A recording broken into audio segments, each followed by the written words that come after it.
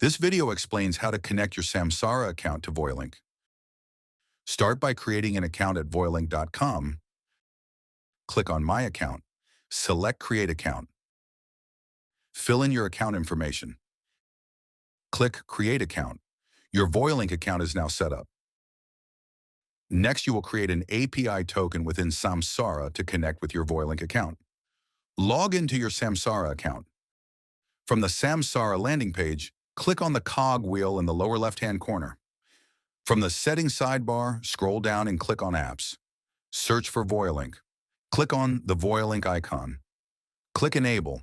The default option is Entire Organization, no changes needed. Agree to terms and conditions. Then click on Generate Token. Your API token has now been created. You will not be able to access your token again from within Samsara after it has been saved. Click Copy to save the token in a secure location for later use. When logged into the VOYOLink site, click on Account at the top of the page. Then click on Integrations. Next, paste your Samsara token into the API key field and click Save Changes.